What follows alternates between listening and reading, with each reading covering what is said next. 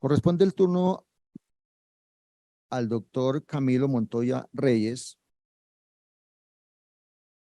Él tiene su obra o su tesis doctoral que denominó el principio de necesidad de la pena en el Estado social y democrático de derecho. Es una tesis que fue elaborada summa cum laude. Es un trabajo igualmente interesante en el que se analiza la necesidad de la pena. Si realmente hay necesidad de la pena, si realmente esta sociedad o el individuo que ha sido condenado requiere de esa pena, máximo cuando hoy en día hay teorías que señalan que la pena realmente nos resocializa y que a lo largo de la historia de esta humanidad y del mismo derecho penal no ha servido de mucho. Entonces, doctor Camilo, tiene el uso de la palabra porque aquí hay un resto también de teorías que usted ha presentado, como por ejemplo decir que no se debe llamar la privación de la libertad, sino la restricción de esa libertad, entre otras tantas, como por ejemplo la diferencia que usted señala allí entre la individualización de la pena y la misma dosificación de la pena, doctor Camilo. 20 minuticos, por favor. Muchísimas gracias, doctor Carlos Ubaté.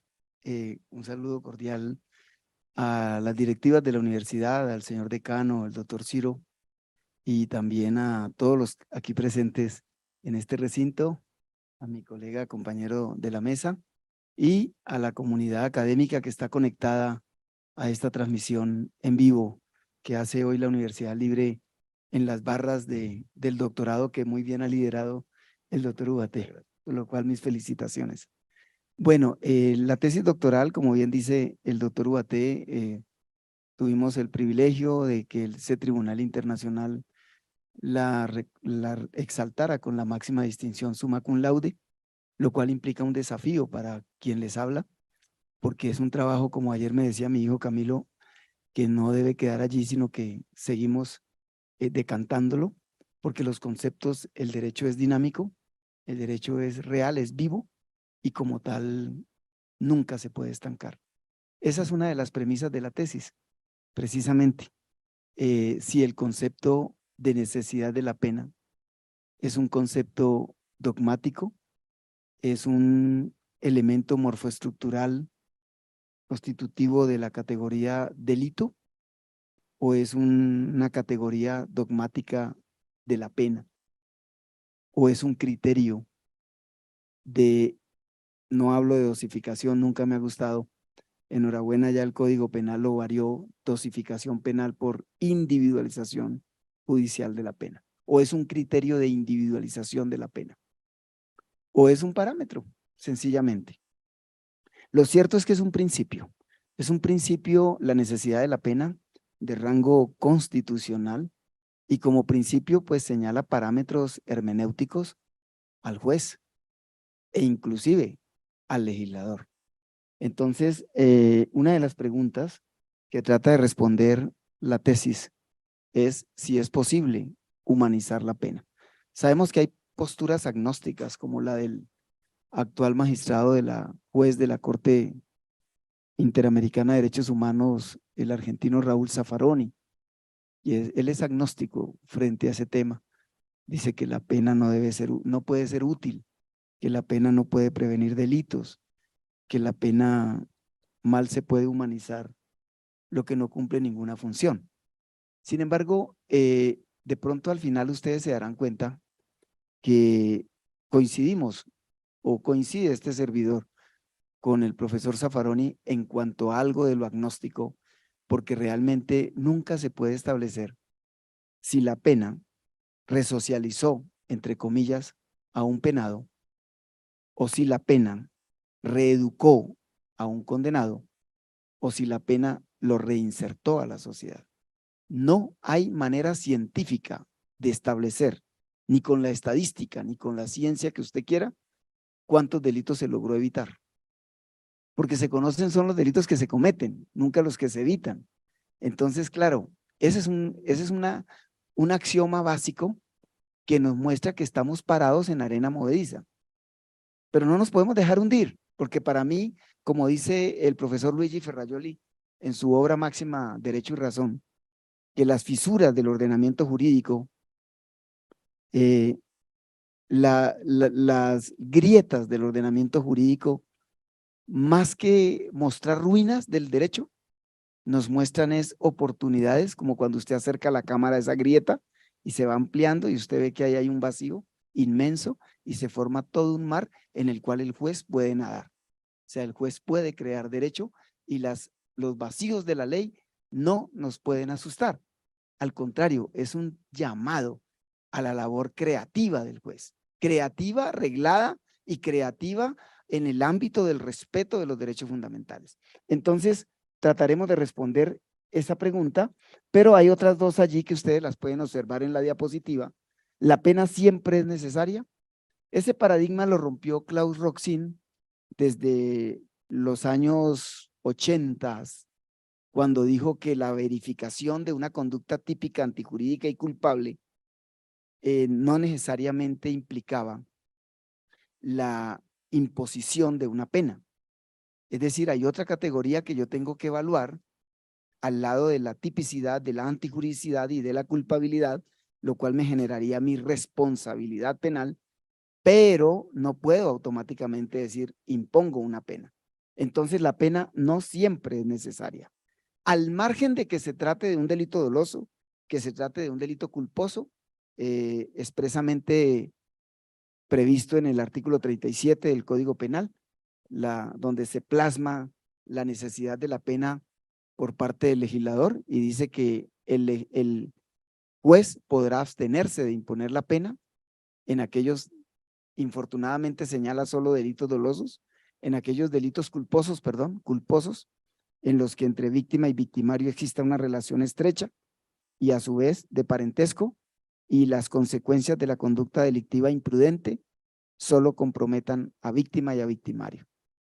Muchos jueces se escudan allí, lo digo con sumo respeto porque fui juez muchos años, mi esposa también lo fue, mi hijo lo ha sido varias veces, pero muchos jueces se escudan diciendo, no, pero es que el artículo 34 solo me permite respecto de conductas culposas. ¿Cómo voy yo a aplicar el principio de necesidad de la pena si estoy frente a una conducta dolosa cuando el código no me lo permite?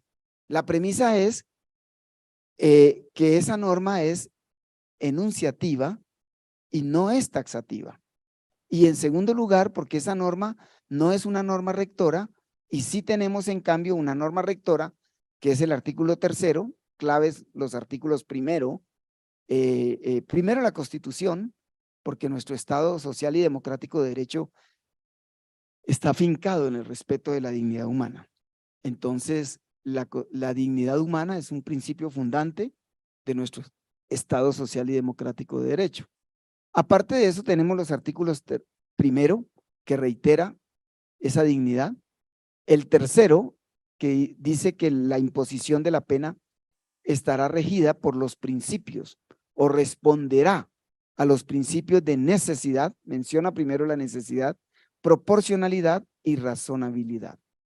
Mucho se ha escrito sobre la proporcionalidad de la pena, sobre la proporcionalidad inclusive de la medida de aseguramiento para el juez de control de garantías, sobre la razonabilidad, pero muy poco sobre la necesidad de la pena. Ustedes miran y hay bibliotecas que ocupan gran espacio la teoría del delito. Aquí de hecho hay profesores de teoría del delito y yo también lo soy aquí en la Universidad Libre, en varias universidades, pero es poco lo que se ha dicho sobre la teoría de la pena. De hecho, la Libre lo tiene aquí en uno de los posgrados, es la materia que este servidor dicta en una maestría. Teoría de la pena, régimen penitenciario. Entonces, se escribe sobre el delito, sobre la teoría del delito y poco sobre la teoría de la pena. Allí viene la pregunta entonces de si la pena es necesaria y qué es el principio de necesidad de la pena. Si es un principio jurídico, es un concepto deóntico, lo cual atribuiría la competencia exclusivamente al juez para delimitar o para diagnosticar o para establecer cuándo una pena es necesaria, cuándo una pena no es necesaria. O es un principio óntico, naturalístico y no netamente jurídico. Porque miren ustedes, la culpabilidad la establece el juez, pero la culpabilidad va de la mano con una tarima sobre la cual se edifica, que es la imputabilidad. Entonces uno puede decir, sí, el juez dice si la conducta es culpable o no es culpable, porque es la conducta, no el autor. Y, sin embargo, encontramos que la culpabilidad está fincada en una tarima que es la imputabilidad. Y la imputabilidad requiere de un dictamen en muchas ocasiones, cuando yo alego la inimputabilidad por trastorno mental transitorio, por inmadurez psicológica. Ahora, el concepto de necesidad de la pena, uno de los paradigmas que, lo digo con modestia, rompe la tesis, es que la necesidad de la pena no puede ser un concepto netamente deóntico, jurídico, es óntico, es naturalístico. Y al ser naturalístico, entonces necesariamente el juez tendrá que validar su conclusión con un comité técnico, así lo llamo yo, científico interdisciplinario, conformado, por ejemplo, con un criminólogo, un sociólogo, una trabajadora social, un médico, un psiquiatra, que le conceptúen al juez sobre la necesidad de la pena. Cuando se reconozca ese paradigma, vamos a romper otro paradigma sobre la legalidad de la pena, que es pensar que si el juez, el legislador, si el órgano legiferante señala, por ejemplo, que la pena que supere los 4 años de prisión, artículo 63 Código Penal, que cuando el juez impone una pena superior a los 4 años, la pena siempre es necesaria. Y el juez elude, o por lo menos soslaya, el estudio sobre la necesidad de la pena con el trillado argumento, lo digo con respeto, de que qué pena, pero es que impuse una pena que supera los 4 años. Yo no estudio la necesidad de la pena. ¿Y dónde queda el principio rector constitucional de la dignidad humana, que la pena se individualiza, no se dosifica? No debemos hablar de dosimetría penal. Dosificar es hacer cuentas. ¿Cuántos agravantes, cuántos atenuantes, es resto acá, sumo acá? No, la pena se individualiza en un Estado social y democrático de derecho, fincado en el respeto de la dignidad humana.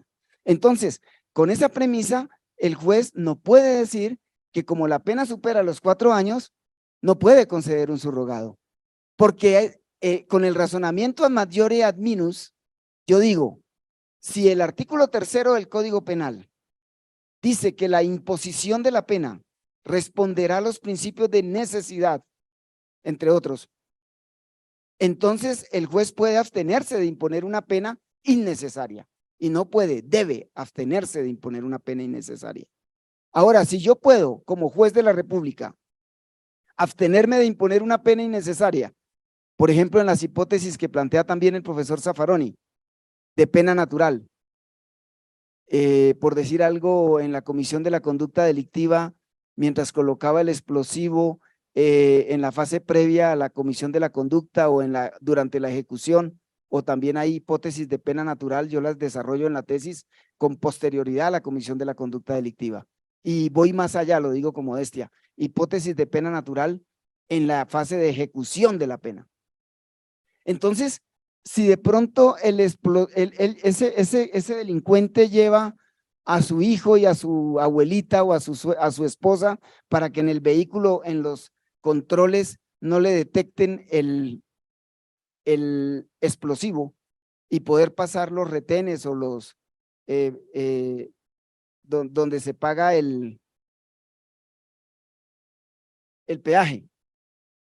Y efectivamente lleva a su niño de 8 años y a su esposa, con tan mala suerte que mientras ingresa al centro comercial a colocar el explosivo o a cuadrar el vehículo, por alguna razón, una chispa o lo que sea, explota el vehículo, explota el químico que lleva allí y él pierde a su hijo pierde a su esposa y queda ciego, sordo y pierde las extremidades superiores. Habrá un juez de la República que diga, no, es que hay que mandarlo a modelar, perdónenme la expresión, la usamos los penalistas, hay que enviarlo a la modelo porque es que puede dictar cursos de pronto sobre cómo fabricar explosivos, ciego, sordo, sin brazos, sin extremidades superiores, y aparte de, como dice Zaffaroni, la pena que le genera, aunque él no trae este ejemplo es de quien les habla, la pena que le genera natural la pérdida de su hijo. Mató a su hijo, mató a su esposa. Entonces, ¿por qué se reconoce en un delito culposo? Entonces, como el juez no lo, como la norma no me la reconoce en el delito culposo, entonces yo soslayo el artículo 3º, que es un principio rector. Entonces, sobre la premisa de que la necesidad de la pena es un principio, implica que toda pena, sea por un delito doloso, podría ser innecesaria.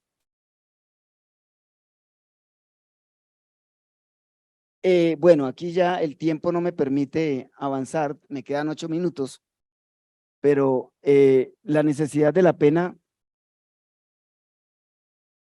debe buscar realmente la prevención del delito, el crecimiento del penado como ser humano o la reparación del daño. Las tres hipótesis son válidas. Sin embargo, debemos privilegiar el crecimiento del penado como ser humano, porque si yo privilegio la prevención del delito, puedo llegar a la inocuización de la que habla Iñaki Rivera, cuando dice que yo podría en un momento dado, con tal de inocuizar al delincuente, lo encierro y solo cumpliría prevención especial negativa, que es neutralizar o inocuizar al delincuente. Y ahí hasta se legitima la prisión perpetua y las penas exageradas. Y si solo privilegio la reparación del daño, pues me olvido también del penado. Es decir, en la medida en que yo reeduque al penado, en la medida en que el penado esté apto para reinsertarse socialmente, se cumplirá la prevención del delito, si se puede prevenir, y la reparación del daño como una de las hipótesis de justicia restaurativa. Ahí está en la diapositiva que ustedes observan, de la dignidad humana, la reinserción social del condenado, su reeducación, su crecimiento y la armonía social quebrantada.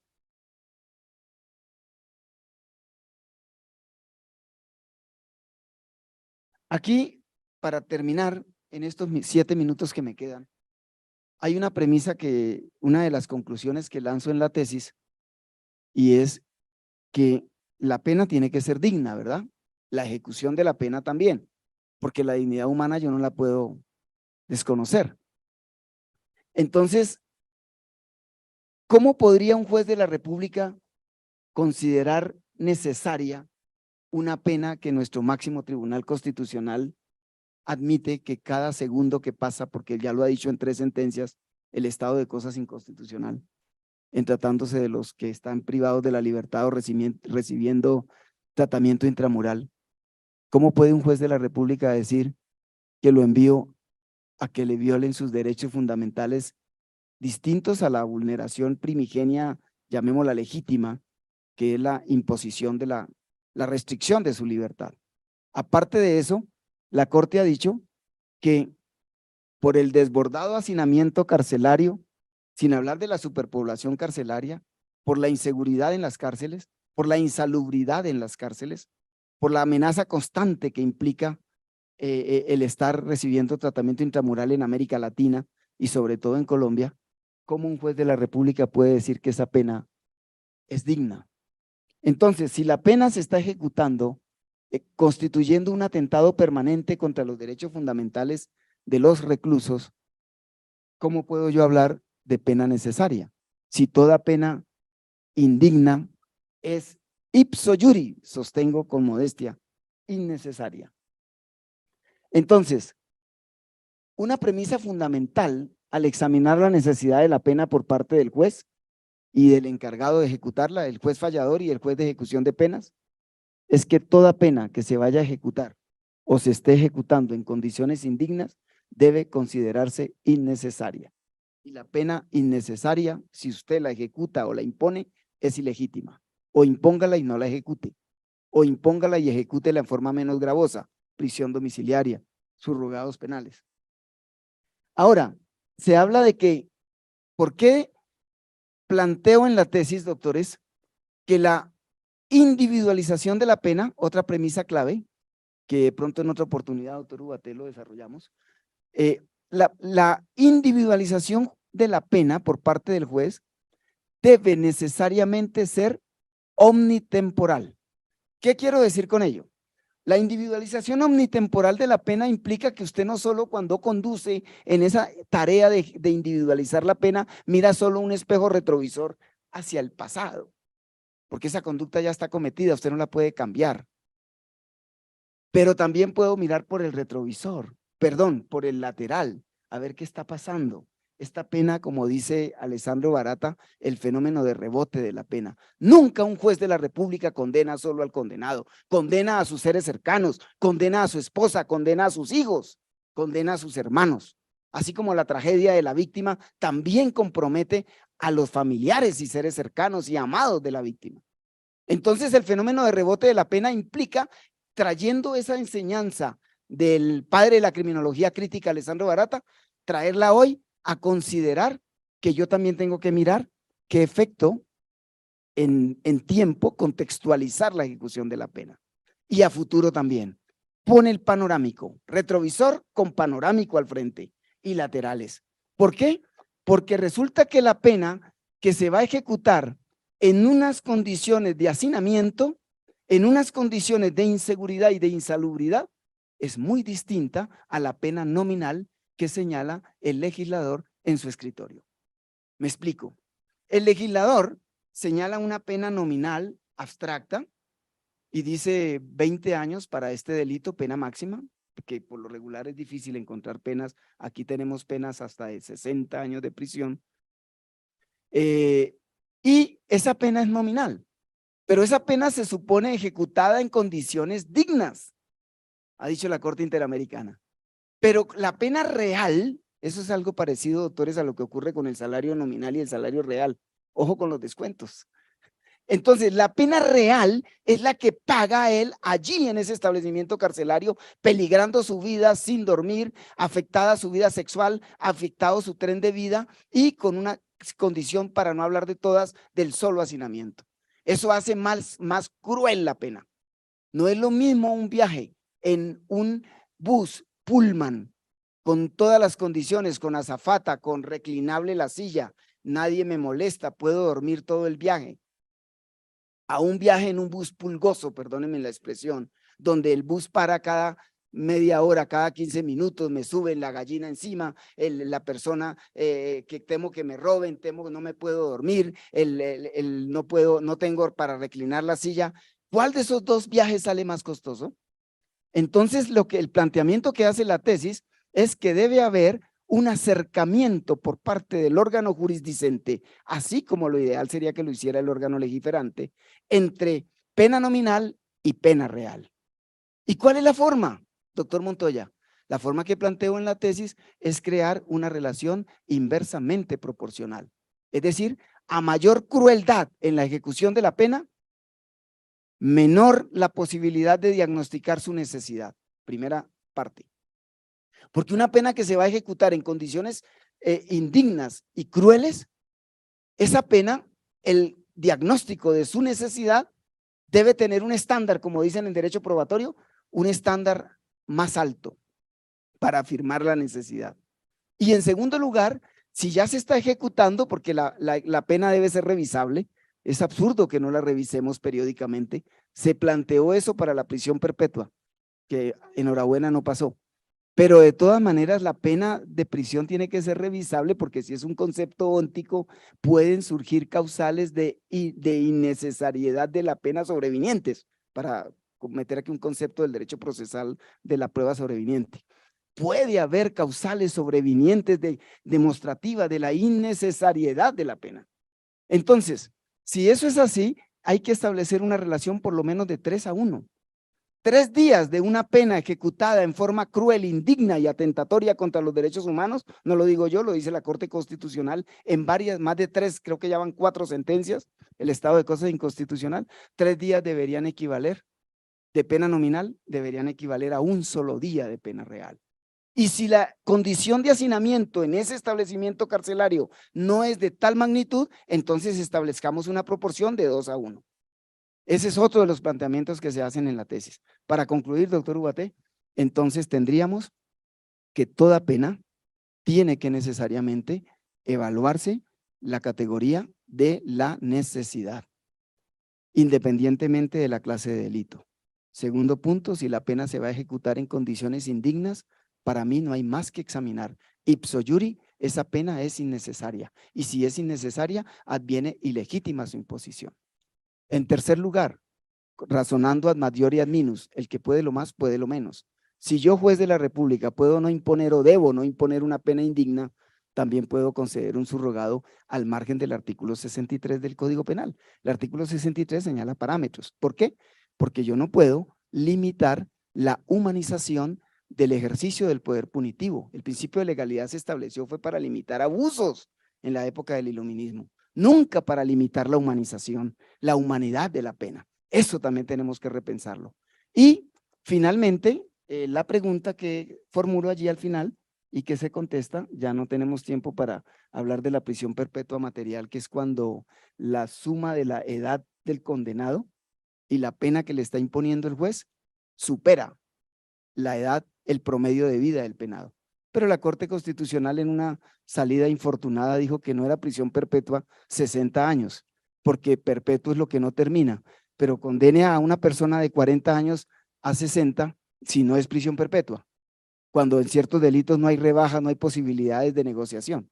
Ese tema es interesante. Yo planteo la prisión perpetua material, existe en Colombia. Y toda pena debe plantear la posibilidad de un periodo de vida en libertad.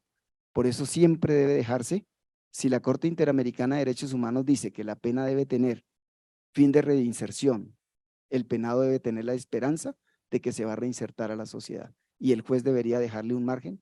Si, por ejemplo, el promedio de vida es 80 años y es un señor de 55 y lo está condenando a 30, no lo puede condenar a 30 porque 55 y 30 serían 85 años. Eso es prisión perpetua. Tendría que hacer una prueba, una operación matemática restando para que le quedara al menos 6 meses de esperanza de vida en libertad. Todo penado debería tenerla, a menos que existiera la prisión perpetua, pero no existe, pero la tenemos material. Y la pregunta, ya ahora sí, es esta, ¿no? ¿Cuál es la mejor manera de individualizar la pena, si se pudiera?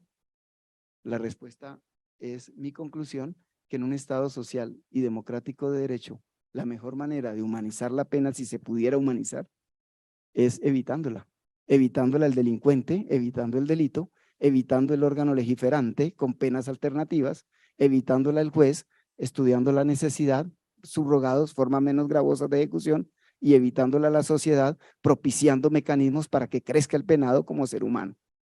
Muchas gracias. Muchas gracias, doctor Camilo. Muy álgida esta temática, la problemática social. Hay algunas preguntas, doctor Camilo, son varias. Vamos a tratar de hacer 2, 3. Y una es, ¿cuáles serán las razones para que la sociedad, el poder político y el mismo poder legislativo no escuchen la criminología como una ciencia multidisciplinar, la que orienta precisamente para que la pena sea impuesta de manera necesaria o cuando no hay necesidad de esa pena? Uy, qué preguntota esa. Lo digo con respeto. Muy buena la pregunta. ¿Por qué? Porque hay dos extremos, doctores. Uno que se vivió en la época del positivismo, con la criminología, cuando se hablaba del tratamiento penitenciario, esa creencia de que el delito era algo netamente sinónimo de enfermedad, la concepción patológica de la conducta delictiva, y el otro extremo es el que ya no considero el concepto criminológico. Y eso entonces me lleva a mí a darle un poder, a considerar al juez con un poder sobrehumano y que todo lo puede resolver. Y resulta que aquí, con ese comité interdisciplinario que se crearía, la ventaja es que no se atenta contra la autonomía del juez. ¿Por qué? Porque ese comité interdisciplinario científico evaluaría, por ejemplo, la situación de él, si está separado, si sus hijos, cuántos hijos tiene, en qué circunstancias cometió el delito, qué lo llevó a delinquir, cuál es su proyección a futuro, el mirar el panorámico. Esa concepción criminológica con estos profesionales científicos le podría vincular, planteo en mi tesis, si el concepto es negativo y ese equipo considera que la pena es innecesaria, el juez no la puede imponer. Pero si ese equipo considera que la pena sí es necesaria, el juez puede abstenerse de imponerla. Algo parecido, doctor Ubaté, a lo que ocurre con la extradición, cuando la Corte Suprema conceptúa que es jurídica la extradición, es viable, no se puede. el presidente puede abstenerse, sigue teniendo ese poder. Pero si le conceptúan que no, se vincula al presidente. Entonces, la concepción negativa debe vincular al juez. La concepción negativa científica sobre la innecesariedad de la pena, atendiendo la pena natural, otros criterios. Pero la positiva, el juez sigue teniendo la decisión y decide, por ejemplo, no imponerla, o imponerla y no ejecutarla, o imponerla y ejecutarla en una forma menos gravosa. Hay otra pregunta que me parece importante también, doctor Camilo, y es, ¿pudo usted determinar en su tesis las razones sociales, humanas, incluso jurídicas, por las cuales el legislador de manera abstracta haya señalado las penas en cada tipo penal? Porque lo que pretende la persona preguntar es, ¿de dónde se basó el legislador precisamente para colocar una pena de 25 a 40 años, por ejemplo? Uy, sí, eso es interesante. Tiene que ver con, lo digo con sumo respeto, los palos de ciego que da el órgano legiferante en el proceso de determinación de la pena en abstracto, que es que la pena se individualiza para la conducta delictiva, que lo hace el órgano legiferante, individualiza pena para la conducta, o sea, no individualiza pena, señala parámetros, y la individualiza para el condenado, que es el juez. Entonces resulta que muchas veces vemos absurdos en materia de política criminal, como por ejemplo en Colombia hoy en día, querida audiencia, hoy en día hay un delito tan grave que es la clonación del ser humano, se llama repetibilidad del ser humano en nuestro Código Penal, gravísimo, ¿verdad? Clonar al hombre. Y es más grave hoy en día multiplicar un CD sin permiso del autor que clonar al ser humano, porque la pena es más alta en el atentado contra los delitos, contra los derechos de autor.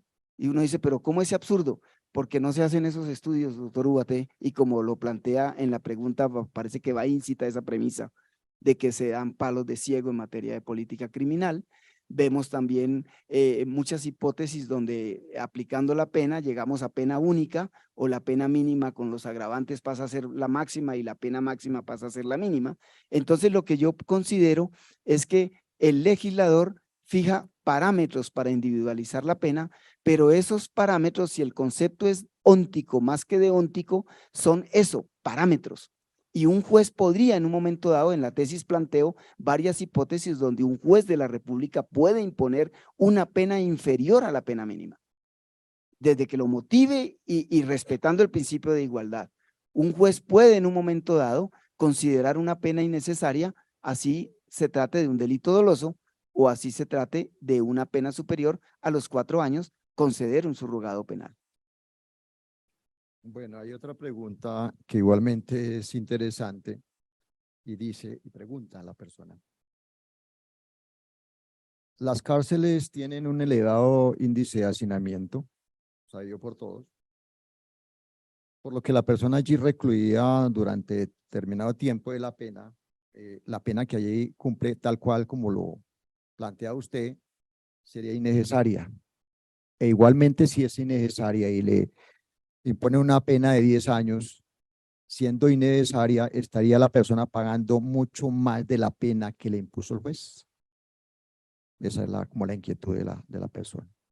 Sí, efectivamente, como lo plantea este doctor en el auditorio, la pena en un momento dado, si yo estrecho el abismo que existe entre pena nominal y pena real, porque la individualización de la pena debe necesariamente considerar las modalidades en que se va a ejecutar. O sea que el juez tiene que mirar a futuro. Sería muy interesante que un juez de la República estableciera, no se lo entrego al IMPEC, sino Obvio, el IMPEC administra, pero yo quiero saber en qué establecimiento va a cumplir la pena y cuál es el índice de hacinamiento, cuál es la seguridad que allí cuál es la salubridad en ese establecimiento carcelario, para de acuerdo a ello, el juez de ejecución de penas mañana entrar a hacer esa conversión, que eso es humanizar la pena y eso es respetar la dignidad humana.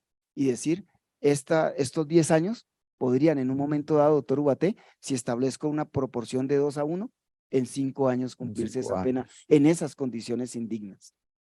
Por la misma línea de la anterior, de la pregunta anterior, dice otra persona, dice, bueno, la indignidad en las cárceles, pues colombianas es evidente, ¿no? Pero usted plantea en su tesis que sería el juez quien tiene que dosificar o individualizar la pena, teniendo en cuenta la necesidad de la misma, ¿cierto? Entonces, como el juez posiblemente tiene miedo de prevaricar, de cometer cualquier otro delito, ¿no sería el legislador quien tiene esa facultad y obligación para que él mismo lo determine? Pues qué bien, sí, efectivamente es lo que planteo en la tesis, que la tarea primordial es del órgano legiferante para que no se señalen penas mínimas.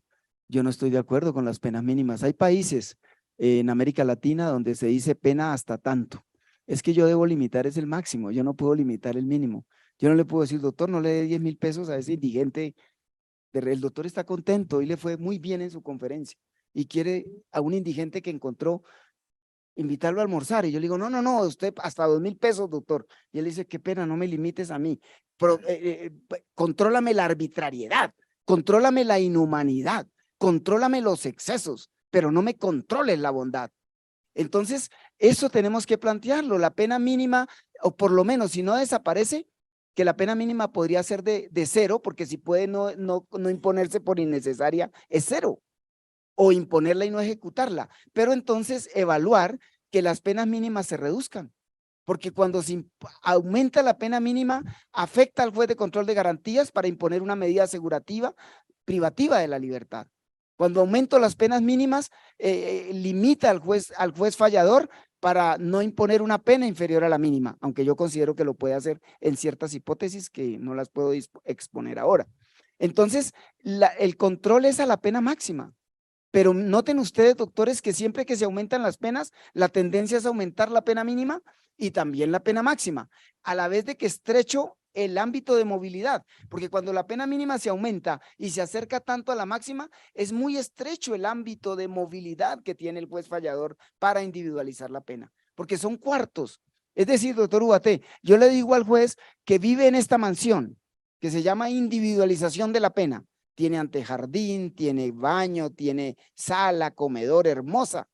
Mire esos ventanales tan bellos.